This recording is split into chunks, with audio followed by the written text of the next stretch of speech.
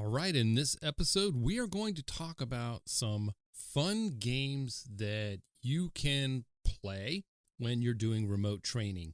COVID has challenged us a lot in the safety profession, how we can continue to teach and train and onboard and doing it oftentimes remotely. So I'll share with you some of my favorite games to play and some activities that you can use that are free when you do remote training, remote onboarding, or just remote meetings to make it more engaging, fun, and help make it stick. So we'll get into that in this episode.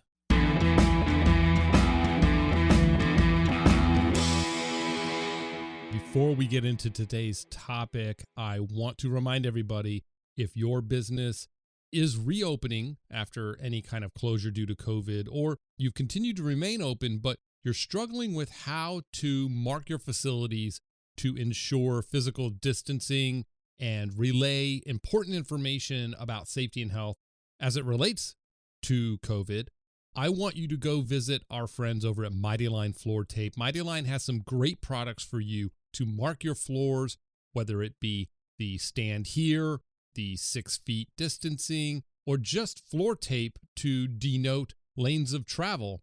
They have everything you need to mark your facility. So hit the link in the show notes. Visit our friends at Mighty Line Floor Tape. They are incredible partners in safety. I can't thank them enough for their support of the podcast. Again, Mighty Line Tape for all of your floor marking needs. All right, as promised, we are going to get into some of the things you can do to make training, online training, remote meetings, things like that, more engaging. Help make the material sticky, right? Make it last and something people can remember. And I'm going to share some of my favorites, ones that I've actually used. This list is not all inclusive, of course, but I will have links to all of these tools, these resources that I cover in the notes as well for you. I'm also recording the video for this for the premium community membership site. For those listening on the podcast, I will also have all of these links for you in the show notes, so don't worry about that. Now, the first one I want to go over, which is one of my favorites, I've used it many times, and it's called Kahoot, Kahoot. Kahoot is really interesting because you can use it for presentations, just meetings. You can use this on live events because it asks users to use their smartphones. So what happens is you can create different slides, right? So you can have quizzes, you could have trivia, FAQs, like, which one of these 3 is most important, or, of these 2 photos, which one is set up correctly. And then folks just have to answer. They have to answer quickly and they have to be correct. So it's a combination of speed as well as accuracy. And it gets everybody involved. I mean, you can set it up to where that Kahoot question or slide won't close until everybody's response is in. It's really neat because you can gamify the training and onboarding, right? So I like Kahoot. I think it's really inventive. It's neat. I like it. So the thing with Kahoot is you can customize it. You can customize it to any topic that you want. And especially onboarding, as you're trying to recap information you've covered, you can use Kahoot to kind of challenge their retention of the information you just went over with them.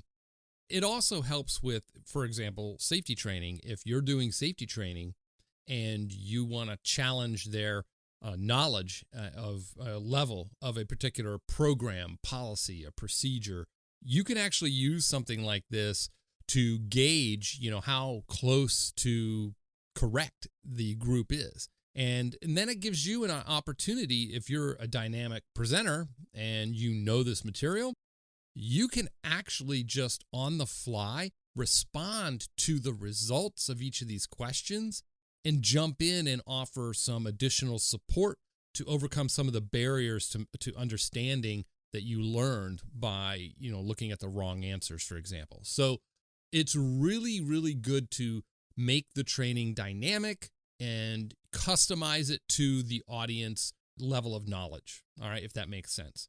You can make it a competition, break up into teams. You could just do individual competition and do prizes, swag, stuff like that for individuals. And remember, you could do this all online. You don't have to do this in person. The next tool that I want to share with you, it's called Poll Everywhere. And it is exactly what you think it is. It is a polling platform where you create a room essentially, and that code, you can enter in recipients, that code, or you share that code with recipients, and they actually get into that little room and with that code, and they can participate in the poll questions. So you can have this up on a presentation on a screen, and in real time, as folks are answering the poll questions, you can see the bar charts, the answers come in real time. So if you're presenting and you've just covered a concept or an idea or a policy or a procedure, you can actually, at some point later on in the presentation, you can actually throw up a poll and say, hey, I want everybody now to grab your phones and I want you to answer this question. Which of these three, and then you have your question, right? And you can, again, gauge retention. You can gauge how well they were paying attention. And it's just another opportunity to get them to focus in on what's being presented, to listen, and it gets them to interact with the material or in the discussion. Because let's face it, most remote sessions, unless you're seeing everybody on video, I mean, you might be limited as to how many how many faces you can see on your screen, especially if you're presenting a slide deck and you're focusing on that slide. You're not really looking at the video. You don't know who's tuned out. You don't know who's, awake. You don't know if they've left and walked away from their computer, if their video's not on display.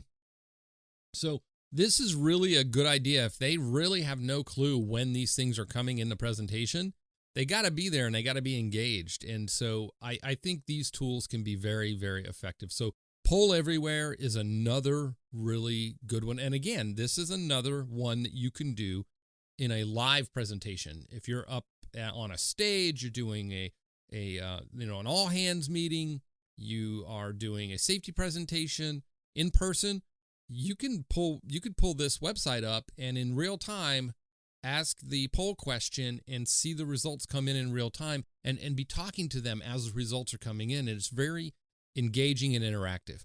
Another fantastic opportunity to keep folks engaged. All right. Another one is kind of fun. I know a lot of my colleagues have used this one as well. And this is called wheelofnames.com. Wheel of Names is exactly what it sounds like.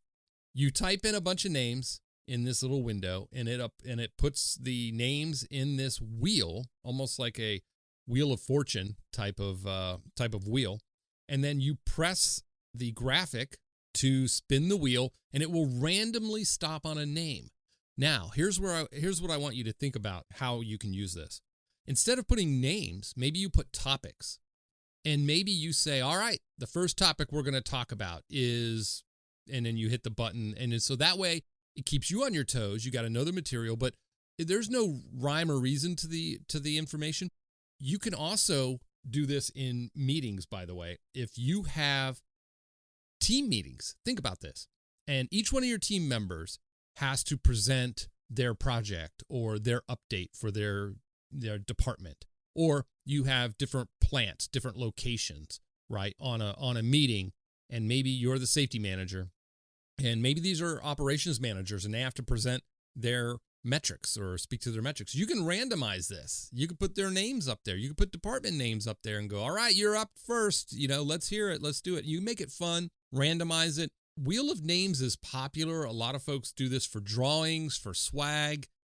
I have a colleague that does this for folks that sign up for his newsletter. He's a consultant, and he's gonna know exactly that I'm talking about him. He uses this. He enters names for anybody that signed up for his newsletter in the last week or whatever, and he spins it, and then he announces a winner and sends them some stuff. But it's kind of cool, right? So you can use this for all sorts of purposes. But I would challenge you, instead of individuals' names, maybe you put hazards on there and you talk about those hazards. Maybe you put, like I said, topics, departments, things like that. And, make it engaging, make it random, keeps folks on their toes. I tell you, I could probably use this. If I have a meeting agenda, and I know I'm like fourth on the agenda toward the end, I'm going to tune out, right? So maybe what you can do is you can randomize this so I don't tune out. So I'm like, oh man, I could be the first one up. I could be the third one up. I don't know. So I have to be engaged through the whole thing and listen to everybody's report out and updates, because I could be the next one. All right. So wheelofnames.com. That's kind of exciting. You can do that and share your screen remotely and spin it, and people land on their names and have fun with this. Some other really cool games that I like. A real popular one, and there's no app or website for this. It's just something that you can do. But you can think about how you can take these games that I'm going to talk about, and you can use some of these tools I just covered. So 2 Truths and a Lie. That's a very popular party game. It's about how you can get to know individuals or challenge how much you may think you know about somebody. But think about how you can use this for safety training. So you can talk about 3 facts about safety or safety policies, and 2 are true and 1 is not. And you could challenge them to answer those. Well, think about it if you use this with Kahoot. And Kahoot is something you set up and you ask this on there. So now I'm taking like a common game that you would use where you don't need any technology. You just need to write this stuff down, and then you get everybody's input. Well, now you can chart their input and their feedback with Kahoot, something like that, or Poll Everywhere. You can use that. So I think that's fun. Think about some of those other team building type of games that you've done in the past, and see how you can twist those into safety training games, maybe, that you can use. Another one is another favorite, a virtual scavenger hunt. So this is exactly what it sounds like. It's a scavenger hunt, but it's a virtual scavenger hunt where you can break up into teams or give individuals a list of things to look for around the workplace. They can be like general in nature, like just a picture of a safety sign, any safety sign. You need to get the location of 2 emergency pull stations, or, door numbers, or I don't know, something like that. Or it could be something specific, right? A specific machine e-stop, location, or a red tag from a specific department. You can add some, weird, quirky type of things to the challenge, like get a copy of a JSA signed by a specific manager. Or I love this one. You got to get a selfie with the plant medical provider, or a first aid provider, or 3 first aid providers, right? And it forces, and this is great for onboarding, it forces the new hires and those being onboarded to go out into the workplace. You say you got 1 hour to go out and do this, and we come back in 1 hour, and you all have to present what you found, and you have to share your photos or the copies of whatever you got. And it forces them to go out and get familiar with the layout of the facilities, forces them to talk to people, right?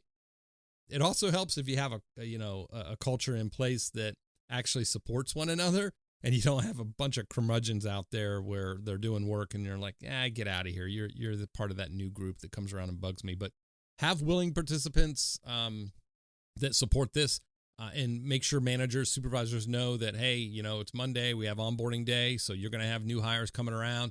These are the workers that are going to do the work for you and support our business. So help them out, right? And it gets them out there. But a virtual scavenger hunt is really fun. It's really fun. You can do, we call them hazard hunts, where you can look for hazards, where you can get a team of new safety team, a whole group of new safety team members, and you could say, all right, this is how we log hazards, how we report them and submit them.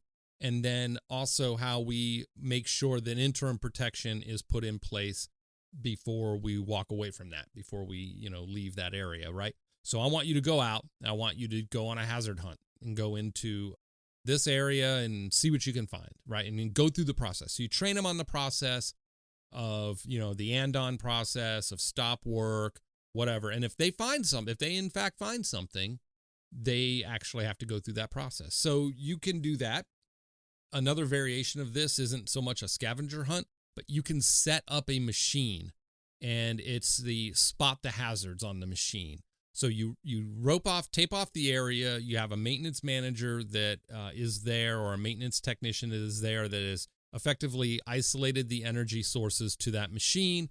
And there's a guard missing. Maybe the e-stop has a cover on it, or I don't know. You can set up, you could stage a scene, if you will.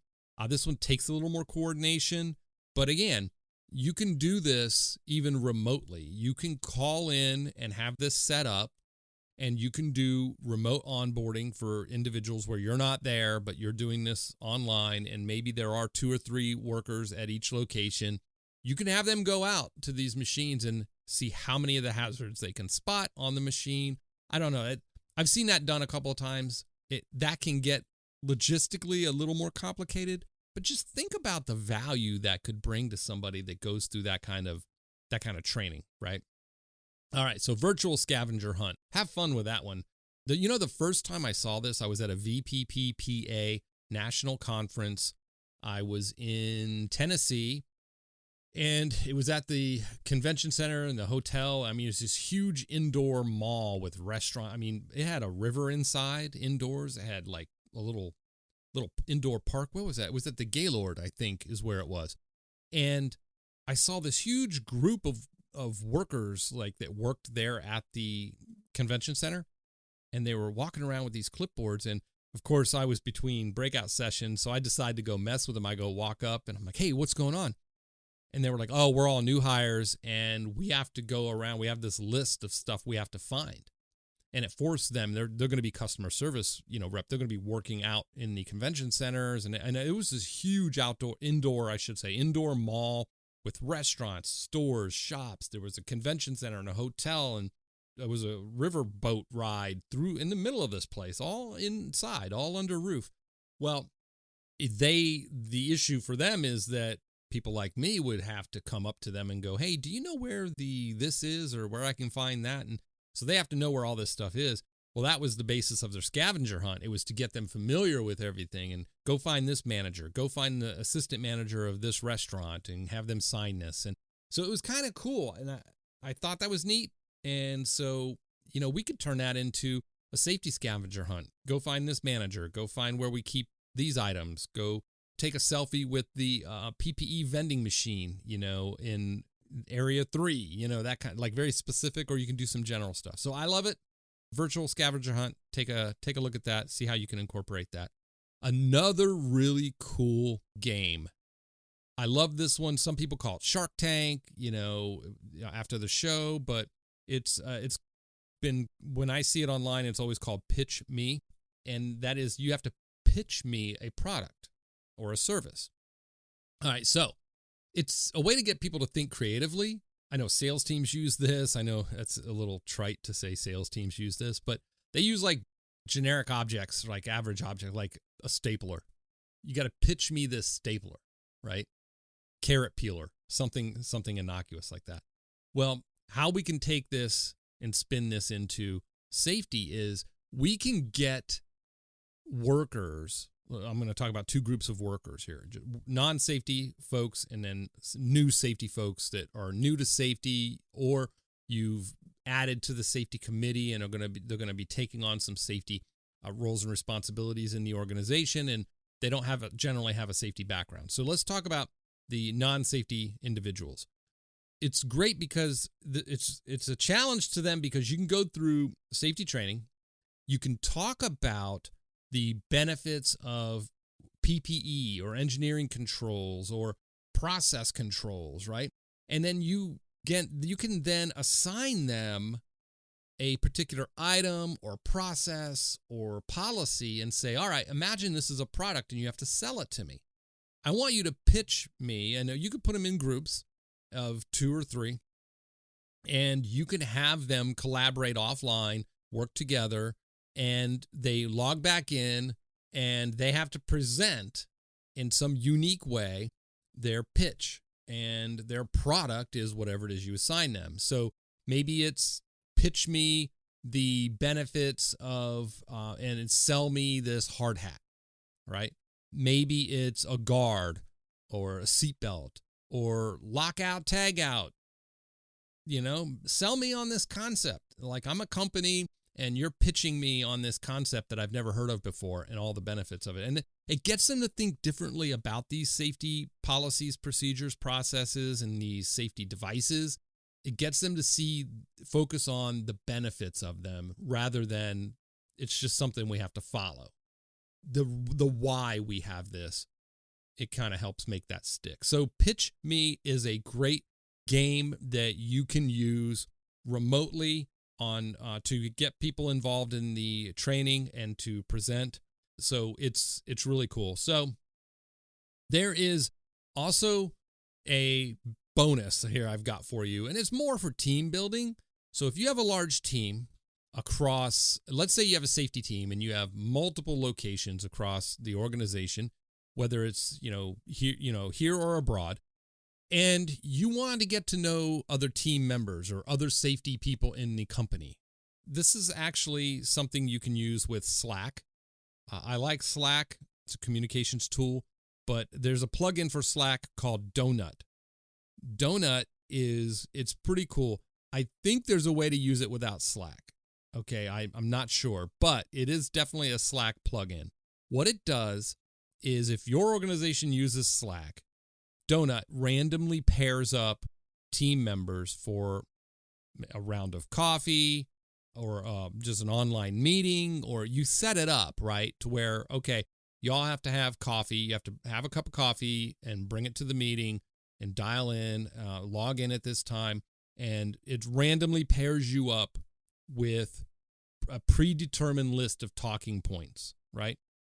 It distributes an email notification on a scheduled interval and pairs these folks up randomly. So it's really up to the team members to coordinate their video coffee break or video meetup or whatever. So kind of gives them a sense of like commitment and ownership. They have to set it up. You get an email that says you got to do this. So somebody has to go and take the initiative and do this.